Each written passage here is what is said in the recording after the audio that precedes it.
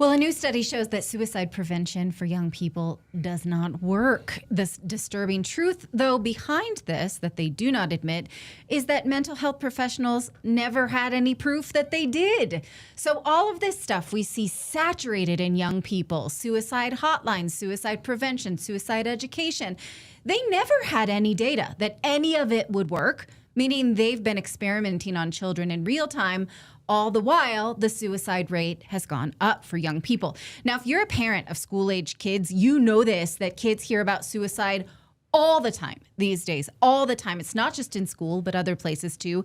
My son, he joined a swim team, and they said, oh, this year we have a mental health coach to go along with the swim team. I looked at the permission slip and it said that this person would call the authorities if they thought that there was something, that some flag in my son, that they would bring in other people. I was like, no, thank you. Absolutely not. We're not having other people talk to him about mental health and suicide prevention. My daughter, I took her to the doctor because she had pneumonia. I said, I checked in online. They said, oh, well, this form is for her. I looked at it, 3 questions. 1, have you ever attempted to hurt yourself? Have you ever thought about suicide? And number 3, have you ever thought about violently hurting your family or friends? And I said, absolutely not. I handed the clipboard right back. She will not be filling this out. And this practice needs to do the research about social contagion of suicide and violence. It was just a receptionist. She looked at me with wide eyes and just took it back. I was furious, but suicide talk is everywhere, you guys, for young people, everywhere. How can you constantly tell children that some people deal with pain by killing themselves and then think that you are preventing it? Maybe people working in the suicide industry are well-meant, but for all their focus on suicide, they really only get part of it. According to a 2022 New Yorker piece, the rates of teen suicide have doubled from 2007 to 2017, incidentally, when it became commonplace to talk about it.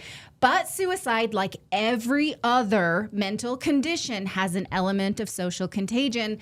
And psychologists have known this for decades, and they ignore the data. Anything, PTSD, you get more of it. Bulimia, anorexia, transgenderism, we've seen that happen right before our very eyes.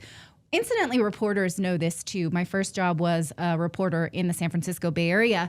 Every newspaper and media outlet in the San Francisco Bay Area has a rule against covering Golden Gate Bridge, so suicides. We just don't do it because we know that it romanticizes it to a point where we get more. Here's how Abigail Schreier puts it in her book, Bad Therapy, that the virality of suicide and self-harm is well established. Study after study has shown that media reports of suicide increases incidents. And in fact, since the 80s, there was a study in Austria that proved just that. And yet we put this on our children over and over again. Here's one study she found that is currently given out to children in Delaware. It says the next 3 questions will be asking you about attempted suicide. And the question says, sometimes people feel so depressed about the future that they may consider attempting suicide or killing themselves. That's suggestive. That showing them, like, if you feel bad, this is how some people deal with it.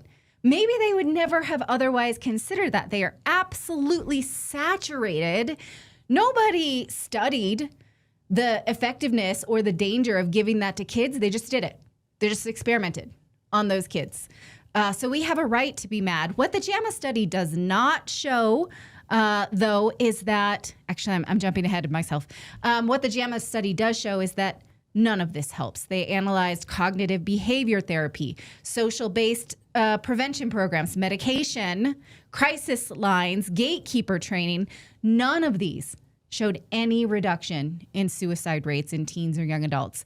And again, they were never proven that they did. Adults just sort of wiggled their way in and started trying this shit out. Now, another link that the article ignores besides contagion is antidepressant drugs, or SSRIs. For many of them, the known side effect is suicidality. It's on the label. So maybe, do you think that that's working against you, given how many kids now are put on antidepressants and the suicide rates are up? The article ignores that.